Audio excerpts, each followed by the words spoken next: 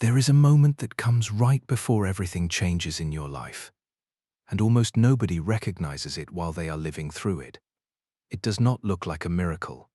It does not look like an answer. It looks like silence. It looks like waiting. It looks like the exact opposite of a breakthrough. And if you are watching this right now, if something in your life has gone quiet, if doors have stopped opening, if the people who used to check on you have gone silent, if your prayers feel like they are hitting a ceiling instead of reaching heaven, I need you to stay with me for the next few minutes, because what I'm about to show you is something that men and women thousands of years ago already knew, something they whispered to each other in the dark, something that was written down so that one day someone exactly like you would find it at exactly the right time, that someone is you, and that time is now. Have you noticed it yet? The way certain conversations just stopped happening. The way certain rooms feel emptier than they used to. The way you catch yourself checking your phone for a message that never comes, or praying the same prayer for the 100th time and wondering if anyone on the other side is even listening anymore. Most people mistake this feeling for rejection. They mistake it for being forgotten. They mistake it for proof that the dream they carried, the calling they felt, the promise they believed in, was never real to begin with. But what if I told you that this exact feeling, this exact silence, is not the sign that you were wrong? What if it is actually the clearest sign that you were right, and that something bigger than you can currently see is being arranged on your behalf right now, in the quiet, where you cannot yet witness it? Every single person who has ever walked into a breakthrough that changed the course of their life first, walked through a season that felt like nothing was happening at all. Not a season of miracles, not a season of open doors, a season of silence. A season so quiet that many people gave up right before the very thing they were praying for finally arrived. This is not a coincidence. This is not bad luck. This is a pattern. It is a pattern that repeats itself over and over again in the lives of people who were chosen for something greater. And once you understand this pattern, you will never look at your own silence the same way again. Think about the last time you felt truly stuck. Not just inconvenienced, truly stuck. The kind of stuck where you start to wonder if you misheard everything you thought you knew about your own life. The kind of stuck where you start to question whether you really were meant for more, or whether you simply talked yourself into believing something that was never going to happen. That feeling has a name, and it is older than you are. It is older than your parents. It is older than the nation you live in. It is a feeling that a young man named Joseph knew intimately. Centuries before you were born, Joseph was given a dream, not a small dream. A dream so bold that even his own brothers could not stomach it. He saw himself rising above his family, becoming someone they would one day bow before. He told them without hesitation, because he believed it. He believed it the way you believe the whisper in your own heart that tells you your life is meant for more than what you are currently living. But here is what nobody warns you about when you are given a dream like that. The dream does not fast-track you to the palace. The dream drops you into a pit first. His brothers stripped him of the very coat that symbolized his identity, threw him into a pit, and sold him into slavery. Imagine being 17 years old, chained, dragged into a foreign land, sold like property, and knowing that the very people who should have protected you were the ones who put you there. If that had happened to you, would you have still believed the dream? Would you have still trusted that something greater was coming? Or would you have decided that the voice you heard was never real to begin with? This is where the story gets uncomfortable, because Joseph's pit was not a one-time event. It became a pattern. He rose in Potiphar's house through nothing but quiet, consistent faithfulness, and just when it looked like his character was finally being rewarded, he was falsely accused and thrown into prison, stripped again, silenced again, forgotten again. He helped a fellow prisoner interpret a dream, ask for one simple favor in return: to be remembered, to be mentioned, to finally be seen. And the Bible says something that should stop you in your tracks. The cupbearer forgot him for 2 full years. 2 years of silence after he had already given everything he had left. Stay with me here, because this is the exact moment most people quit. 2 years is a long time to hear nothing. 2 years is long enough to convince yourself that you were wrong about everything. 2 years is long enough to stop praying the way you used to pray, to stop believing the way you used to believe, to start telling yourself that maybe you simply misunderstood your own life. But Joseph's silence was never empty. while he sat in that prison, unseen and unheard. Something was happening that he could not observe with his natural eyes. Pharaoh was about to have a dream that only Joseph could interpret. The exact moment that felt the most forgotten was the exact moment that was setting up the exact door that would change his entire life, his family's entire future, and the future of an entire nation. This is the warning that they already knew, the one this video is named after. The silence is never proof that nothing is happening. The silence is proof that something is being prepared that is too significant to be rushed. If your breakthrough could arrive while you were still unprepared for it, unrefined by it, unable to steward it, it would not actually be a breakthrough. It would be a burden that destroys you the moment you receive it. This is why the waiting exists. Not to punish you, not to forget you, to prepare you for the very thing you are asking for. Now, before you think this is only Joseph's story, I want you to hold on to something, because what comes next might be even harder to hear, and it involves a man who did not just endure silence. He nearly broke completely under the weight of it, and his name was Elijah. Elijah was not a quiet, obscure figure. Elijah had just experienced one of the loudest, most public, most undeniable victories recorded in ancient scripture. He stood alone against hundreds of false prophets on a mountain, called down fire from heaven in front of an entire nation, and watched every single person fall on their faces in awe. If there was ever a man who should have felt unstoppable, invincible, fully confident in his calling, it was Elijah in that exact moment. And yet, within 24 hours, this same man was running for his life into the wilderness, collapsing under a tree, and begging God to let him die. Read that again. The same man who had just witnessed fire fall from the sky was, less than a day later, so exhausted, so afraid, and so hopeless that he wanted his life to end. This tells you something crucial about the season before a breakthrough. It is not always dramatic collapse from obvious failure.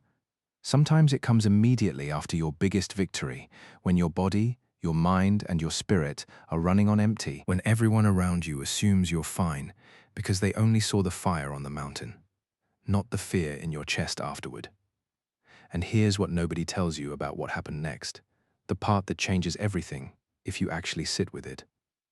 God did not respond to Elijah's collapse with a lecture. He did not respond with another dramatic display of fire or thunder. He sent an angel to feed him. Twice. He let him sleep. He let him eat. He let him rest before he asked him to do anything else at all. Then when Elijah finally made his way to the mountain, expecting God to show up the same way he had before, in wind, in earthquake, in fire, God was in none of those things. He came instead in what the ancient text calls a still, small voice, a whisper. After everything, after the fire, after the fear, after the running, after the collapse, the voice that finally reached him was not loud. It was quiet enough that he had to lean in to hear it at all. This is the second half of the warning they already knew. Sometimes the silence is not preparation through hardship. It is preparation through rest. Sometimes God is not testing your endurance. He is protecting you from burning out before the next assignment even begins. If you have been feeling exhausted, if you have been feeling like you have nothing left to give, if you have quietly wondered whether you're failing, simply because you're tired, I need you to hear this clearly. Rest is not the opposite of faith. Rest can be the very method God uses to prepare you for what is coming next. But you will only recognize His voice in that season if you learn to stop expecting Him only in noise and start listening for Him in the whisper. If you have made it this far, I want you to do something small right now. Wherever you are, just take one slow breath and let that last part settle in your chest for a second. Because what comes next is going to ask something harder of you than patience. It is going to ask you to hold on to faith when there is no explanation at all. And that brings us to a man whose story has comforted broken-hearted people for thousands of years, a man named Job. Job did not experience silence because of some hidden sin, some secret failure, some mistake he was too ashamed to admit. The text is very clear about this, almost uncomfortably clear. Job was described as blameless, upright, a man who feared God and turned away from evil. And still, in a single day, he lost his wealth, his servants, and all 10 of his children. Still breathing, still standing. He was then afflicted with painful sores from head to foot, sitting in ashes, scraping his own skin, while his closest friends sat beside him, insisting that he must have done something to deserve it. This is the part of the pattern that is the hardest to accept, because it means the silence you are walking through right now might not be because you did something wrong. It might not be a punishment at all. It might simply be a season that faithful people are sometimes asked to walk through, not because they failed, but because their faith is being proven in a way that comfort could never prove it. Anyone can trust God when life is easy. It takes something else entirely to trust Him when everything you built has been stripped away and there is no explanation in sight. For chapter after chapter, Job pleaded for answers. He begged to understand why. He did not get a clean explanation. What he got instead, eventually, was an encounter with God Himself. A series of questions so vast, so far beyond human understanding, that Job's response was simply to lay his hand over his mouth in humility. And then after everything, the story says God restored Job's fortunes and gave him even more than he had before. Not instead of the pain, after it. Through it. The restoration did not erase what he lost, but it proved that the silence was never the end of the story, only a chapter inside a much longer one. If Job's silence teaches you anything, let it teach you this. You are not required to understand your season in order to survive it. You are only required to keep your hand off your own mouth long enough to let the process finish what it started. Now stay with me, because there is one more piece of this pattern, and it might be the piece that speaks the most directly into where you are right now, because it is not about a man waiting for restoration after loss. It is about a man waiting for a promise he had already been given, a promise that was spoken over him years before it ever came true, and his name was David. David was anointed king while he was still a teenager, tending sheep in a field nobody paid attention to. The prophet poured oil over his head and declared in front of his own family that this young shepherd boy would one day be king. You would think that from that moment forward, his path would be a straight line upward. Instead, David spent the next several years running for his life from the very king he was destined to replace, hiding in caves, sleeping in wilderness camps, surrounded by men who were themselves in distress and debt, watching his reputation attacked, his life threatened, his identity questioned again and again. Here is the detail that most people skip past too quickly. David had two clear opportunities to end his suffering immediately. Twice, he found himself close enough to King Saul to end the chase permanently. Twice, his own men urged him to take the opportunity to seize the throne early, to stop the waiting on his own terms. And twice David refused, saying he would not raise his hand against the one who had been anointed before him, choosing instead to let God's timing unfold, rather than force his own. This is the final layer of the warning they already knew. Sometimes the breakthrough is sitting right in front of you, within reach, and the deepest test is not whether you can survive the waiting. It is whether you can resist taking a shortcut when nobody would even know the difference. Character is built in exactly this kind of moment, in the space between what you could take and what you choose to wait for. David eventually did become king, not because he forced it, but because he trusted the process long enough for it to unfold the way it was always meant to. So if you take everything you have just heard, from Joseph in the pit, to Elijah under the tree, to Job in the ashes, to David in the caves, one truth becomes impossible to ignore. Every single one of them experienced a season that looked, from the outside, like abandonment, like failure, like being forgotten. And every single one of them was actually standing in the exact place where their character, their faith, and their readiness were being formed for something they could not yet see. They already knew this, even if it took them years to understand it fully in the moment. The silence was never empty. It was working. Before we get to what this season actually looks like in your everyday life, I want to tell you about one more person who lived inside this exact pattern, because her silence did not last months, it lasted years, and her story might be the one that speaks to you the most directly if what you're waiting for is something you cannot even say out loud without your voice shaking. And her name was Hannah. Hannah wanted one thing, not wealth, not status, not recognition. She wanted a child, and year after year that door stayed closed. In a culture where a woman's worth was often measured by motherhood, she carried a grief that most of the people around her could not even begin to understand. And to make it harder, she was provoked and mocked by another woman in her own household who had what she did not. A cruelty that repeated itself year after year until it wore down something in her that used to feel like hope. The text says she wept bitterly, that she was so overwhelmed by sorrow she could barely eat, and that when she finally poured her heart out in prayer, she was praying with such raw intensity, without making a single audible sound, that the priest watching her assumed she was drunk and rebuked her for it, in front of everyone.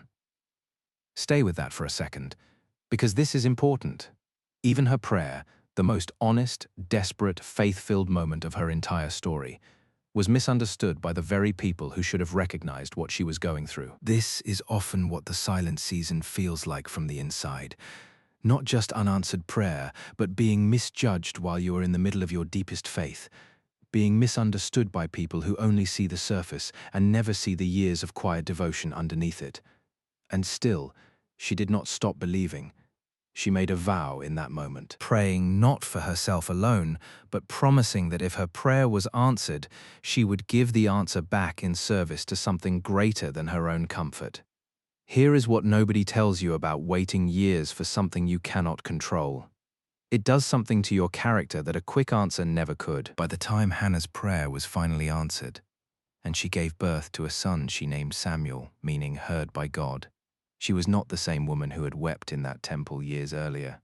The years of silence had shaped a depth of surrender in her that allowed her to do something almost unthinkable, to keep her promise, to bring her long-awaited son, to serve in the temple once he was weaned, to release the very thing she waited years for back into the hands of the God who gave it to her. That kind of surrender is not built overnight. It is built in years of silence that feel, at the time, like they will never end. Samuel went on to become one of the most significant prophets in the entire nation's history, the very man who would eventually anoint both Saul and David as kings. The years Hannah spent in what looked like an empty, painful, misunderstood silence were quietly producing a life that would shape the future of an entire generation. And she could not have possibly known that while she was still living inside the waiting. Now let me tell you what this season actually tends to look like when you are living inside it. Because recognizing these signs is the first step to walking through your own silent warning with faith instead of fear. The first sign is a sudden closing of doors that used to feel open. Opportunities that once came easily now seem to dry up completely. And this is often not a sign that you have lost favor. It is a sign that you are being pulled away from paths that were never meant to be permanent, so that you are free when the actual door finally opens. The second sign is a distancing from people you expected to stay close. Friendships fade, conversations grow quiet, support you assumed would always be there simply is not anymore. This is painful, and it is also strategic. Some relationships were only meant for a certain season, and holding on to them past their purpose can actually delay what is trying to reach you. The third sign is an internal restlessness that will not go away no matter how much you try to distract yourself from it. A quiet dissatisfaction with a life that used to feel comfortable. This is not a flaw in you. This is often the first evidence that you are being stretched beyond where you currently are, because comfort and calling rarely live in the same room for very long. The fourth sign is unanswered prayer that feels less like rejection and more like delay. You are not hearing a no, you are hearing nothing at all. And the space between your request and the answer is where your patience, your trust, and your character are quietly being formed, even when it feels like nothing is happening. The fifth and final sign is an overwhelming sense that you are supposed to be doing something more, something bigger, something that does not yet have a name or a shape, but that you cannot shake, no matter how many times you try to talk yourself out of it. That feeling did not appear by accident. That feeling is the seed of the very thing this entire season is preparing you to carry. None of these 5 signs on their own would mean very much. A closed door happens to everyone once in a while. A friendship fades for 100 ordinary reasons. Restlessness comes and goes. Prayers go unanswered for a season and then pick back up again. But when several of these signs show up together, layered on top of each other, all at once in the same stretch of your life, that is rarely a coincidence. That is a pattern. And it is the same pattern that showed up in the pit with Joseph, under the tree with Elijah, in the ashes with Job, in the caves with David, and in the years of weeping with Hannah. It is the pattern that shows up right before something in your life is about to shift in a way you cannot yet imagine. If even one of these signs has described a part of your life right now, I want you to understand what that actually means. It does not mean you are being punished. It does not mean you have been forgotten. It means you are standing exactly where every person who ever walked into a genuine breakthrough once stood, in the quiet, uncomfortable, unglamorous middle, right before the part of the story where everything finally makes sense. So what do you actually do while you're in this season? You do not force doors open that keep closing. You do not chase people who keep pulling away. You do not manufacture your own answers just to escape the discomfort of waiting. Instead, you do what Joseph did in the prison. You remain faithful in the small responsibilities in front of you, even when nobody is watching and nobody seems to notice. You do what Elijah did under the tree. You allow yourself to rest without shame, trusting that rest is part of the preparation, not a failure of your faith. You do what Job did in the ashes. You keep your hand over your own mouth long enough to let the process finish without demanding an explanation for every single detail. And you do what David did in the caves. You refuse to take the shortcut, even when it is sitting right in front of you, because you understand that how you get there matters just as much as getting there at all. There are a few small, quiet habits that tend to separate the people who make it through this season with their faith intact from the people who walk away from it, bitter and hardened. The first habit is gratitude in the middle of the wait. Not gratitude for the pain itself, but gratitude for what is still present, even while what you want most is absent. Joseph did not have his freedom, but he still had his integrity, and he tended to it daily. The second habit is speaking life over your own situation instead of repeating your discouragement out loud to everyone who will listen. Hannah could have spent years telling everyone how unfair her life was, and instead she took her pain directly into prayer, where it could actually be transformed instead of just repeated. The third habit is guarding your circle carefully during this season, because the wrong voices around you during a silent season can talk you out of the very promise you are waiting for. The same way Job's friends nearly talked him out of his integrity by insisting his suffering had to be his own fault. And the fourth habit, maybe the hardest one, is refusing to numb the discomfort instead of learning from it. Because the discomfort you feel right now is not your enemy. It is the very thing sharpening you for what is coming. This is the part where I want to speak directly to whatever you are carrying right now, because chances are you did not click on this video by accident. Something in your life has gone quiet, and some part of you needed to hear that the quiet is not the end of your story. The friend who stopped calling, the door that shut without warning, the prayer that seems to be echoing into nothing, the restlessness you cannot explain to anyone around you. None of it is proof that you were wrong about your own life. It is proof that you are standing in the exact place every person before you stood, right before everything changed.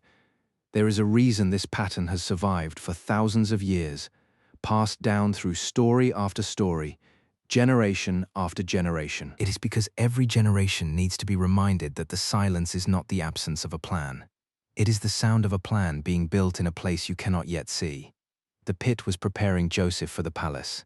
The whisper was preparing Elijah for the next assignment. The ashes were preparing Job for a restoration greater than what he lost. The caves were preparing David for a throne he refused to steal.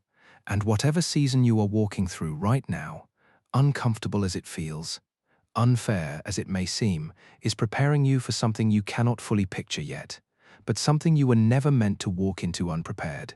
If this reached you today, do not let it end here. Do not close this window and go right back into the same discouragement you were sitting in 5 minutes ago. Sit with what you just heard. Let it settle into the parts of you that have been quietly losing hope. And if you believe that someone else in your life is walking through their own silent season right now, someone who needs to hear that their waiting has meaning, send this to them today, because you might be the very door they have been praying for without even knowing it. Before you go, take a moment and write in the comments exactly where you are in this pattern right now. Are you in the pit like Joseph, feeling forgotten and stripped of everything familiar? Are you under the tree like Elijah, exhausted and running on empty after your biggest victory? Are you in the ashes like Job, holding on to faith without a single explanation in sight? Or are you in the cave like David, waiting on a promise that has already been spoken but has not yet arrived? Naming it does not make you weak, it makes you honest. And honesty is often the very first step out of the silence and into what comes next. And if this message has strengthened something in you today, if even one part of it reminded you that you have not been forgotten, subscribe to this channel and stay close, because there is more waiting for you here. More stories, more reminders, more truth for the exact season you are walking through right now. The silence you are in is not empty. It never was. And soon, very soon, you are going to look back on this exact moment and understand exactly why it had to happen this way. Until then, hold on. Stay faithful in the small things. Rest without guilt. Keep your hand over your own mouth when you do not have the answers. And whatever you do not take the shortcut in front of you, no matter how tempting it looks today. Your breakthrough is not lost. It is being prepared. And they already knew, all the way back then, that the silence you are walking through right now is not the end of your story. It is the beginning of the one you were always meant to live.